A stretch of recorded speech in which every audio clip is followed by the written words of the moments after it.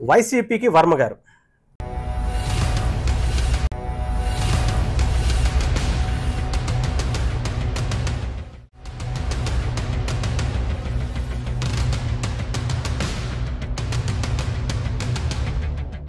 ఈ టైటిల్ చూస్తే చాలా మందికి డౌట్ వస్తూ ఉంటుంది. అయితే ఇది నిజమేనేమో అనిపిస్తోంది. వర్మ గారిని పంపించాలనే ఈ నిర్ణయం తీసుకున్నారా, లేకపోతే పంపించేలా వర్మ గారే చేసుకున్నారా? టీడీపీలో ఉంటే తన భవిష్యత్తుకి ప్రశ్నార్థకం అవుతుందేమో అనే ఆలోచనలో ఉన్నారా? కూటమి కలిసి ఉంటే తన రాజకీయ భవిష్యత్తు ఇక్కడితో ఆగిపోతుందనే ఆలోచనతో ఆయన అండర్ గ్రౌండ్గా ఏమైనా వర్క్ చేసుకుంటున్నారా అనేది చాలామంది వాదనగా వినిపిస్తూ ఉంది. ముఖ్యంగా వర్మ గారు ఆయన రాజకీయ ప్రస్థానం మనం చూసుకుంటే గతంలో పిఠాపురం ఎమ్మెల్యేగా చెప్పాలంటే చాలా బలమైనటువంటి నాయకుడిగా, టీడీపీకి అక్కడ చాలా పట్టున్నటువంటి నాయకుడిగా మనం చూసాం. అలాగే టీడీపీకి వీర విధేయుడిగా ఉన్నారా అంటే లేదనే చెప్పాలి. ఎందుకు అంటే 2014లో పార్టీ లైన్ని తప్పి పార్టీ సీట్ ఇవ్వకపోయినా కూడా ఆయన ఇండివిజువల్గా పోటీ చేసి గెలవటం కూడా జరిగింది. గెలవటం మీన్స్ అందరికీ తెలుసు, గెలిచిన తర్వాత ఎలాగో పార్టీ ఓన్ చేసుకుంటే ఆయన కూడా వెళ్లాల్సినటువంటి పరిస్థితి అయితే ఉంది. వెళ్ళారు. టీడీపీ లైన్ని కాదనే వెళ్ళారు. ఆయన డైరెక్ట్గా ఆ టైంలో సీట్ ఇవ్వకపోతే కొంత బహిరంగంగానే ఆయన మాట్లాడకపోయినా కానీ ఆయన అనుచర వర్గం గతంలో కూడా మాట్లాడినటువంటి పరిస్థితి. బయటకు వచ్చి ధర్నాలు చేసి మా వర్మ గారికి ఎందుకు ఇవ్వరు ఇది అని చెప్పి.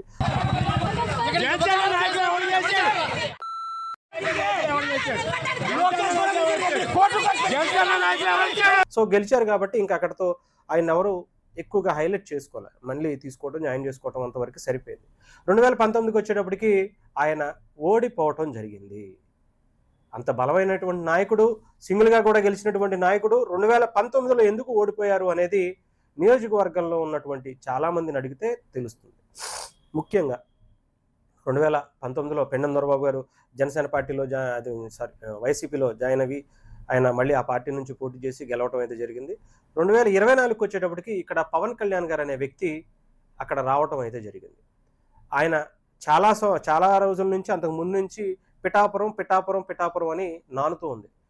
వర్మ గారికి ఒక పక్కన భయం పట్టుకుంది. పవన్ కళ్యాణ్ గారు అనే వ్యక్తి పిఠాపురంలో పోటీ చేస్తే ఇది శాశ్వత నియోజకవర్గం అయిపోతుంది, ఆయన సామాజిక వర్గం కావచ్చు అన్ని రకాలుగా కూడా పవన్ కళ్యాణ్ గారికి ఇది అనుకూలమైనటువంటి ప్లేస్గా కాబట్టి ఆయన ఈ నియోజకవర్గాన్ని వదలరు. సో నా పరిస్థితి ఏంటి అనుకున్నటువంటి వర్మ గారు ఫస్ట్ నుంచి కూడా వ్యతిరేకిస్తూనే వచ్చారు. చెప్పాలంటే ఒకంత ఆయన బహిరంగంగా బయటకు వచ్చి మాట్లాడకపోయినా కూడా అత్యంత దారుణంగా వాళ్ళ అనుచర వర్గం బయటకు వచ్చి ధర్నాలు చేసి రాస్తారోకలు చేసి తగలబెట్టేసి జెండాలు కావచ్చు టీడీపీకి సంబంధించినటువంటి అటు చంద్రబాబు నాయుడు గారిని, నారా లోకేష్ గారిని, పవన్ కళ్యాణ్ గారిని అత్యంత దారుణమైనటువంటి బూతులతో రెచ్చిపోవటం అయితే జరిగింది. తర్వాత చంద్రబాబు నాయుడు గారు ఇది కరెక్ట్ టైం కాదు, మనం ప్రజల గురించి ఆలోచించాలి, కూటమిగా వెళ్ళేటప్పుడు ఒకరిద్దరు తప్పకుండా జరగాల్సినటువంటి ఉంటుంది, అంటే వదులుకోవాల్సినటువంటి సాక్రిఫైస్ చేయాల్సినటువంటి పరిస్థితి ఉంటుంది. సో అక్కడ డైరెక్ట్గా పవన్ కళ్యాణ్ గారే దిగుతా అన్నారు కాబట్టి డెఫినెట్గా మీరు ఆగాల్సిందే వర్మ గారు, మేము మంచిగా చూస్తాము, మీకు ఎమ్మెల్సీ ఇస్తామని చెప్పి మాట ఇచ్చారు. అక్కడ వరకు అయిపోయింది. అయితే ఎలక్షన్స్లో ఆయన బలంగా జనసేనకి సపోర్ట్ చేశారా అంటే జనసేన టీడీపీ వర్గాలకి చాలామందికి ఆ ఎలక్షన్ టైంలోనే పవన్ కళ్యాణ్ గారు వచ్చినప్పుడు తప్ప వర్మ గారు ఎక్కడ బయటికి వచ్చింది లేదు. ఒకవేళ వెళ్ళి ప్రచారం చేసింది కూడా చాలా తక్కువే అని ఇంటర్నల్గా ఉన్నటువంటి చాలామంది అనుకుంటారు. ఈవెన్ నేను కూడా ఆయన ఆ ఏరియాలో ఎక్కువగా తిరిగాను కాబట్టి ఎలక్షన్స్కి ముందు అంతా కూడా ముఖ్యంగా చూసుకుంటే పిఠాపురం ఏరియాలో వర్మ గారికి చాలా బలమైనటువంటి అనుచర వర్గం ఉంది. ముఖ్యంగా మత్స్యకారులు, పల్లెకారులకు సంబంధించినటువంటి ఏరియాస్లో వర్మ గారిని దేవుళ్ళ చూసేటువంటి ఇది కూడా ఉంది. ఎందుకంటే ఆయన అంతలా ఇంపాక్ట్ చేశారు. వాళ్ళ కష్టాల్లో, నష్టాల్లో, ఆనందంలో అన్నిటిలో కూడా ఆయన ఒక ఇంపాక్ట్ చూపించారు కాబట్టి ఆయన్ని గుండెల్లో పెట్టి చూసుకున్నారు వాళ్ళందరూ కూడా. అదే టైప్లో పవన్ కళ్యాణ్ గారు వచ్చిన తర్వాత వాళ్ళందరూ ఇటు ఓటేయాలా అని అనుకునేటప్పటికి వర్మ గారు చెప్పారా, వర్మ గారు చెప్తే మేము 100% వేసేస్తామని కొంతమంది, మినిమం నాకు తెలిసి ఒక 20,000 ఓట్లు, లేదంటే ఒక సరే మొత్తం మీద పవన్ కళ్యాణ్ గారికి ఒక 70,000 వచ్చినాయి కాబట్టి ఒక 50,000 ఓట్లు వేసుకున్నాం. 50,000 ఓట్లు వర్మ గారి వల్లే పడ్డాయి. ఓకేనా, మిగతా మెజారిటీ చెప్తుంది ఒక 50,000 ఓట్లు, మిగతా ఇంకొక 20,000తో అయినా సరే పవన్ కళ్యాణ్ గారు గెలిచేవాళ్ళు కదా. ఓకేనా, ఇక ఇది పక్కన పెడితే టీడీపీకి జనసేనకి, అది కూడా టీడీపీ కన్నా కూడా వర్మ గారికి జనసేన కొంతమందికి నచ్చటం లేదు. ఈవెన్ పవన్ కళ్యాణ్ గారు పోటీ చేస్తారు అనక ముందు నుంచి కూడా అక్కడ కొన్ని గ్రూప్ తగాదాలైతే అది కూడా వైఎస్ఆర్సీపీని టార్గెట్ చేసినటువంటి జనసేన పార్టీ వైఎస్ఆర్సీపీలో ఉన్నటువంటి కేడర్ని అంతా జనసేన పార్టీకి ఆకర్షించే విధంగా వాళ్ళ ప్లాన్స్ అయితే వేసుకున్నారు. ఇది వర్మ గారికి నచ్చట్ల. తర్వాత ముఖ్యంగా పవన్ కళ్యాణ్ గారు పోటీ చేస్తారన్న తర్వాత కూడా అదే తరహా పనులు కూడా జనసేన పార్టీకి సంబంధించినటువంటి క్యాడర్ చేసుకుంది. అది రాజకీయ వ్యూహాల్లో భాగం అనుకోవచ్చు, ఇంకొకటి అనుకోవచ్చు. ఒక బలమైన నాయకుడు అక్కడ పోటీ చేస్తున్నప్పుడు అక్కడ అన్ని సామాజిక వర్గాలని అన్ని సమీకరణలను కూడా చేసుకోవాల్సినటువంటి పరిస్థితి అయితే జనసేన పార్టీకి ఉంది. అదే తరహాలో వాళ్ళు కూడా వెళ్ళారు. ఇక్కడ వర్మ గారికి ముఖ్యంగా చెప్పాలంటే టీడీపీ కాదు, వర్మ గారికి ఇది నచ్చటం. కూటమిలో మనం ఉన్నాం కదా, అటు వైఎస్ఆర్సీపీకి సంబంధించినటువంటి నాయకులు ఎందుకు తెచ్చుకుంటున్నారు అని చెప్పి ఒకంత వాళ్ళకి ప్రిఫరెన్స్ ఇవ్వటం, కొంత నచ్చటం వంటి ఘటనలు అయితే జరిగాయి. ఇక్కడ వర్మ గారు పూర్తి స్థాయిలో పని చేయలేదని కూడా చాలామంది అంటారు. ముఖ్యంగా చేశారా లేదా అని చెప్పి టీడీపీకి జనసేన వర్గానికి అయితే చాలా క్లారిటీ ఉంది. అంటే ఇంటర్నల్గా వాళ్ళకు ఉన్నారు కాబట్టి, వాళ్ళ పరిస్థితులు ఉన్నాయి కాబట్టి వాళ్ళకి తెలుసు.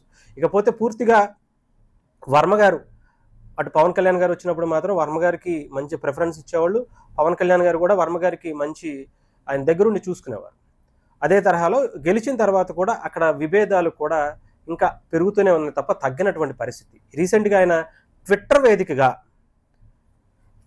వేదికగా గెలిచింది అంటే ఏదో ఒక ట్వీట్ చేసి డిలీట్ చేయడం కూడా జరిగింది. అది అంటే ఎవరో దాన్ని మేనేజ్ చేశారు, నేను కాదు చేసింది అని చెప్పి తప్పించుకునే ప్రయత్నం వర్మ గారు చేసినప్పటికీ కూడా అప్పటికే చాలా వరకు అది స్క్రీన్ షాట్స్ కావచ్చు, ఇంకో రూపంలో కావచ్చు, సోషల్ మీడియాలో వెళ్ళిపోయింది. అంటే పవన్ కళ్యాణ్ గారు గెలవకుండానే ఎమ్మెల్యే అయిపోయారు, గెలిపించిందే నేను అని చెప్పి ఏదో ఉంది ఆయనకి సంబంధించి ఆ టైంలో. సో అంటే వర్మ గారికి ఇంకా ఆయన కేడర్కి లేదంటే ఇంకా ఉన్న వాళ్ళకి ఆ తరహా పద్ధతి అయితే ఉంది, ఆలోచన ఉంది. పవన్ కళ్యాణ్ గారిని ఇంకా కించపరుస్తూ తగ్గిస్తున్నట్టుగానే కనిపిస్తుంది అని. అంటే ఇక్కడ వర్మ గారికి ఎందుకు ఆ భయం అంటే ఇందాక చెప్పినట్టుగా ఫస్ట్ వర్మ గారికి ఇక్కడ పట్టు తగ్గిపోతుంది, జనసేన పార్టీ బలం పెంచుకుంటుంది, ఏదో తరహాలో జనసేన పార్టీకి అందరూ కూడా దగ్గర అవుతున్నారు. ముఖ్యంగా వైసీపీ క్యాడర్ అంతా కూడా పూర్తి స్థాయిలో చెప్పాలంటే 99% నేను నిజంగా చెప్తున్నాను, 99% వైసీపీ క్యాడర్ జనసేన పార్టీలో చేరిపోయింది. గతంలోనే కావచ్చు, ఇప్పటికి కావచ్చు. మొన్న మాజీ ఎమ్మెల్యే పెండెం దొరబాబు గారితో సహా ఇంకా ఉన్నటువంటి అరాకొర మహా అయితే 1% ఉంటారేమో. సో వాళ్ళు మాత్రమే ఉన్నారు వైసీపీలో. సో ఇక్కడ ఇండివిజువల్గా జనసేన పార్టీ బలపడిపోయింది. ఇక్కడ అది నచ్చినటువంటి ఈవెన్ వర్మ గారికి కొంత ఇబ్బందికరంగానే ఉంటుంది. అది అంటే ఫ్యాక్ట్ మాట్లాడుకుంటే ఎవరికైనా నచ్చకపోవచ్చు, ఈవెన్ వర్మ గారికి నచ్చకపోవచ్చు, లేదా జనసేన పార్టీకి నచ్చకపోవచ్చు. కానీ మనం ఫ్యాక్ట్ మాట్లాడుకోవాల్సినటువంటి అవసరం అయితే ఉంది. సో ఇది ఉన్నటువంటి పరిస్థితులు, వాళ్ళిద్దరి మధ్య జరుగుతున్నటువంటి ఇష్యూస్ మధ్య ఇప్పుడు ఎమ్మెల్సీ పదవి అనేది మిగతా వాళ్ళకి ఇచ్చారు తప్ప వర్మ గారికి ఆపేశారు. ఇది ఎందుకు అంటే చాలామంది కనిపించేది ఏంటంటే వర్మ గారికి ఇవ్వకుండా పవన్ కళ్యాణ్ గారే ఏదో చేసేసారు. అసలు ఎందుకు చేస్తారు? పవన్ కళ్యాణ్ గారికి ఏం సంబంధం? టీడీపీకి సంబంధించినటువంటి వ్యవహారాల్లో పవన్ కళ్యాణ్ గారు జోక్యం చేసుకుంటే టీడీపీ ఊరుకుంటుందా? ఫస్ట్ ఆలోచించాల్సింది. అంత ప్రిఫరెన్స్ ఇస్తే గనక అనేక మంది జనసేన పార్టీకి సంబంధించినటువంటి వ్యక్తులు చాలామంది బహిరంగంగా వచ్చి మాట్లాడేవారు. కానీ ఎప్పుడు మాట్లాడాల. ఈవెన్ పిఠాపురంలో కూడా అంత బహిరంగంగా ఎవరు వచ్చి జనసేన పార్టీకి సంబంధించిన వాళ్ళు వర్మ గారి మీద నిందలేయటం అనేది చాలా చాలా చాలా తక్కువ. ఎవరో సెకండ్ గ్రేడ్కి సంబంధించినటువంటి నాయకులు ఎవరో ఒకళ్ళిద్దరు వచ్చి మాట్లాడారు తప్ప ఎవరు మాట్లాడలేదు.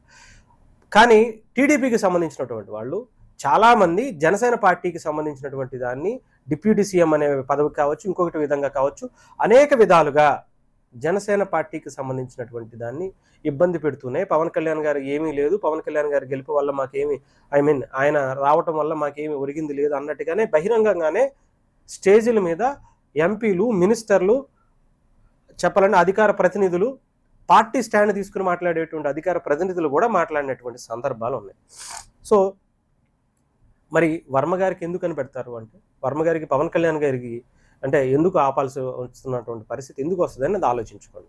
ఇకపోతే నిజంగా అంతలా ఇన్ఫ్లుయెన్స్ చేసే ఉద్దేశం ఉంటే పవన్ కళ్యాణ్ గారికి చాలా అవకాశాలు ఉన్నాయి. ఆయన పార్టీకి సంగతి ముందు చూసుకున్నాం. ఎంతోమంది ఆ జనసేన పార్టీకి సంబంధించినటువంటి నాయకులే ఇప్పటికీ కనీసం ఎటువంటి ఈవెన్ డైరెక్టర్ పోస్ట్ కావచ్చు, లేదంటే చైర్మన్ పోస్ట్ కావచ్చు లేకుండా అలా పడున్నటువంటి పరిస్థితులు రాష్ట్ర వ్యాప్తంగా జనసేన పార్టీలో బలమైన నాయకులు చాలామంది ఉన్నారు. ఎగ్జాంపుల్ చెప్పాలంటే ఇక్కడ మనకి మంగళగిరిలో జనసేన పార్టీకి తరపున త్యాగం చేసినటువంటి చెల్లపల్లి శ్రీనివాస్ గారు, ఆయన జనసేన పార్టీకి పవన్ కళ్యాణ్ గారికి వీర విధేయుడిగా ఉన్నారా అంటే 100% ఉన్నారు. పవన్ కళ్యాణ్ గారి మాట జమదాటరు.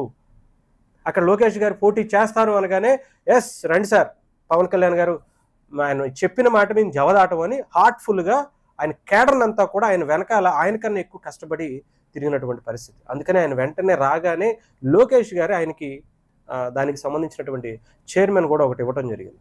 సో అలా చూడొచ్చు. ఇంకా చాలామంది దానికి సంబంధించి చెప్పాలంటే రాష్ట్రంలో అనేక మంది జనసేన పార్టీకి సంబంధించినటువంటి బలమైన నాయకులందరూ కూడా, కొత్తపేట కావచ్చు, అటు బొలిశెట్టి సత్య గారు కావచ్చు, శివశంకర్ గారు కావచ్చు, వీళ్ళందరికీ కూడా ఎమ్మెల్సీలు ఇవ్వాల్సినటువంటి పరిస్థితి.